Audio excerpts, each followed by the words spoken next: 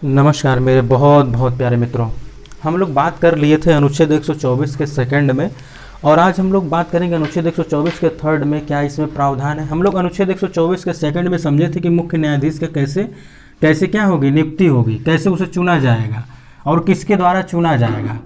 प्रायः ऐसा होता है कि जो सर्वोच्च न्यायालय के जो न्यायाधीश होते हैं उन्हीं में से जो सबसे वरिष्ठ होते हैं उन्हीं को ही भारत का मुख्य न्यायाधीश के रूप में घोषित कर दिया जाता है या फिर नियुक्त कर दिया जाता है। किसके द्वारा किया जाता है? तो वो राष्ट्रपति महोदय द्वारा किया जाता है।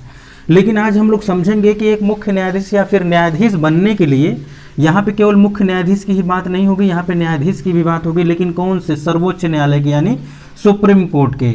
इनकी क्या क्वालिफिकेशन होनी चाहिए? आप कोई भी फॉर्म फिल करते हैं जॉब के लिए, गवर्नमेंट जॉब के लिए, प्राइवेट जॉब के लिए, वहाँ पर भी आपको बहुत सारी रिक्वायरमेंट क्या होती है उसको फुलफिल करना होता है। बहुत सी ऐसी चीज़ें होती हैं जो आपको क्या करना पड़ता है, फॉलो करना पड़ता है, बहुत सी फॉर्मेलिटी पूरी करनी पड़ती है। उसी रूप में यहाँ पे भारत के सर्वोच्च न्यायालय के न्यायाधीश बनने के लिए तो जाहिर सी बात है कुछ न कुछ यहाँ पर क्या होगा, आपको कुछ रिक्वायरमेंट होगी या फिर कहा जाए तो कुछ फॉर्मेलिटी होगी, उसको आपको पूरा करना आवश्यक होगा। यहाँ के इससे बहुत ही प्रश्न बनते हैं, बहुत ही सरल बनते हैं, लेकिन लगता है कि बहुत ही कठिन हो गया है। क्यों लगता है? क्योंकि हम इसे टुकड़ों में ना करके हम एक साथ जब पढ़ लेते तो हमें ये थोड़ी सी दुविधा बना देती है, हमें जटिलता में ग्रसित कर देती है। इसलिए हमें क्या करना चाहिए, हमें सारे अनुच्छेदों को टुकड़ों में, जैसे मैं आपसे चर्चा कर रहा हूँ इसी क्रम में ही आप क्या करिए, एक नोट बनाइए और उस नोट को हमेशा रिवाइज करते रहिए। अपने आप ही आपको सारे अनुच्छेदों के बारे में एक समझ विकसित हो जाएगी, जिससे आपको संविधान पढ़ने में, पॉलिटी पढ़ने में, राज्य व्यवस्था पढ़ने में बहुत ही आसानी होगी, बहुत ही सहज फील करेंगे। तो आइए अब हम लोग समझते हैं क्या है, योग्यताएं क्या होनी चाहिए सर्वोच्च न्यायालय के न्यायाधीश बनने के लिए। आप ये मत समझिए कि मैं केवल न्यायाधीश शब्द बात कर रहा हूँ तो यहाँ पे मुख्य न्यायाधीश नहीं होंगे। ये न्यायाधीश ही तो मुख्य न्यायाधीश बनते हैं, पहले तो न्यायाधीश ही तो बनते हैं, उसके बाद ही तो मुख्य न्यायाधीश बनते हैं। क्योंकि बहुत से ऐसे मित्र होंगे जिनको ये भी समझ में नहीं आ रहा होगा कि सर आखिर कैसी बात कर रहे हैं कि यहाँ पर तो केवल न्यायाधीश की बात हो रही है, मुख्य न्यायाधीश कहाँ गए, उनकी कोई एबिलिटी या फिर उनकी कोई क्वालिफिकेशन नहीं होती है क्या? तो ऐसा नहीं है, वो पहले न्यायाधीश ही बनते हैं, न्यायाधीश के बाद ही मुख्य न्यायाधीश बनते हैं। यानी कि पहले जस्टिस बनते हैं, फिर जाके क्या बनते हैं, चीफ जस्टिस बनते हैं। ठीक, तो आइए हम लोग बात करते हैं एक एक बिंदु पे और बहुत ही मज़ेदार तरीके से। ठीक, सबसे पहला क्या होना चाहिए, उसे भारत का नागरिक होना चाहिए। ये तो आप सभी लोग जानते हैं। क्या हो वह? भारत का क्या हो, नागरिक हो। क्या हो? He is citizen of India, यानी कि उसे क्या होना चाहिए, भारत का नागरिक होना चाहिए।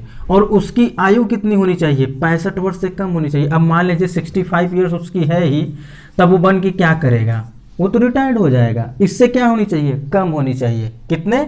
65 ईयर्स से कम होनी चाहिए। ज़्यादा की इसमें कोई प्रावधान नहीं है यहाँ पर, कि कम की प्रावधान नहीं है। ठीक, कि 25 साल का रहे, 30 साल का रहे, इतने साल का रहे तो न्यायाधीश बन सकता है। यहाँ पे कोई ऐसा संविधान में प्रावधान नहीं।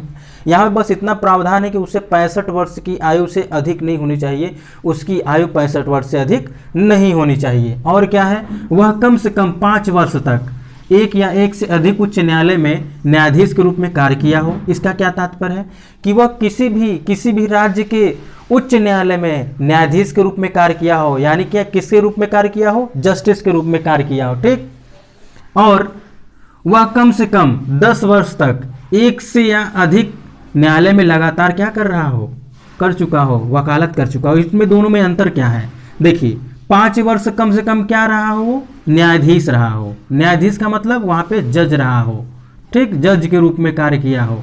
और 10 वर्ष क्या हो, वह किसी भी उच्च न्यायालय में एक या अधिक में क्या हो, लगातार का मतलब होता है कि वो प्रैक्टिस में रहा हो, लगातार क्या किया हो, वकालत किया हो। ठीक, ये अलग अलग बातें हैं, दोनों एक में मिक्स मत करिएगा। या तो ये होना चाहिए या तो ये होना चाहिए क्वालिफिकेशन में। ठीक, और ऐसा व्यक्ति जो राष्ट्रपति की राय में या विचार में या नज़र में क्या हो, विधि विशेषज्ञ हो। यानी राष्ट्रपति उसे कहें कि हाँ ये कुछ लॉ के बारे में क्या है, एक्सपर्ट है, यानी इसको लॉ के बारे में जानकारी है, तो भी वो उसको क्या बना सकते हैं, न्यायाधीश बना सकते हैं सर्वोच्च न्यायालय के। ठीक, यहाँ पर अगर ये दोनों बातें यानी कि वो कम से कम 5 वर्ष तक किसी राज्य के या फिर किसी एक राज्य के या फिर कई राज्य के उच्च न्यायालय में जो है न्यायाधीश के रूप में कार्य किया हो, अगर नहीं किया हो तो भी कोई बात नहीं, लेकिन वो क्या किया हो 10 वर्ष तक किसी भी राज्य के उच्च न्यायालय में क्या किया हो, लगातार वकालत किया हो, यानी कंटिन्यू क्या हो, प्रैक्टिस में रहा हो। और अगर ये भी ना हो तो वो क्या होना चाहिए, राष्ट्रपति की राय में यानी राष्ट्रपति के विचार में, राष्ट्रपति की नज़र में क्या होना चाहिए, उसे विधि विशेषज्ञ होना चाहिए। और एक और लास्ट में अपने से करता हूं कि वह दिवालिया, पागल आदि ना हो, आदि ना हो, ठीक। वह मानसिक रूप से, शारीरिक रूप से क्या ना हो, अक्षम ना हो, ठीक। और एक और कि वह लाभ के पद पर ना हो, लाभ के पद पर ना हो, वह लाभ के पद पर ना हो। लाभ के पद के बारे में हम लोग बहुत ही अच्छे से डिटेल चर्चा कर चुके हैं, क्या होता है लाभ के बारे में, लाभ का पद क्या होता है, ठीक। इसमें आप सबसे इंपॉर्टेंट याद करिएगा ये आयु के बारे में और ये प्रैक्टिस के बारे में, और ये तो आपको याद ही रहेगा कि राष्ट्रपति की राय में, राष्ट्रपति की नज़र में क्या होना चाहिए, वो व्यक्ति जो सर्वोच्च न्यायालय का न्यायाधीश बनने की योग्यता रखना चाह रहा है, कह रहा है कि मुझे न्यायाधीश बनना है, या फिर वो क्या कर रहा है, सारे के सारे रिक्वायरमेंट यानी कि सारे जितने एबिलिटी हैं, जितने भी प्रोसेस हैं, जितने भी फॉर्मेलिटी सभी को पूरा कर रहा है, लेकिन उसे क्या होना चाहिए, ये भी होना चाहिए कि वो न्यायालय द्वारा, यहाँ पर न्यायालय द्वारा पागल, दिवालिया आदि घोषित न हुआ हो, और इसके साथ ही साथ वो लाभ के पद पर न हो, ठीक। और क्या ना हो, आप लोग इसके बारे में समझिए कि वो उसे भारत का नागरिक होना चाहिए, और उसे उसकी आयु 65 वर्ष से कम होनी चाहिए, वह किसी एक राज्य या फिर एक से अधिक राज्य के उच्च न्यायालय में 5 वर्ष तक क्या किया हो, न्यायाधीश के रूप में कार्य किया हो, अगर ये नहीं किया है तो कम से कम 10 वर्ष तक क्या किया हो, किसी भी राज्य के एक से अधिक राज्य के उच्च न्यायालय में क्या किया हो, लगातार 10 वर्ष क्या किया हो, वकालत किया हो, और उसके साथ ही साथ वह राष्ट्रपति की नज़र में क्या होना चाहिए, विधि विशेषज्ञ होना चाहिए, ठीक। और क्या होना चाहिए, ये सब के बारे में हम लोग चर्चा कर लिए हैं। आगे हम लोग बात करेंगे अनुच्छेद 124 के 4th, यानी इसमें क्या बात हम लोग करेंगे कि न्यायाधीशों को उनके कार्यकाल से पहले उनके पद से कैसे पदमुक्त किया जा सकता है, हम लोग इसके बारे में चर्चा करेंगे। जैसा कि आप लोग जानते होंगे हम लोग अनुच्छेद 1 से लेकर के बात कर रहे हैं, ये बहुत ही दीर्घ श्रृंखला होगी।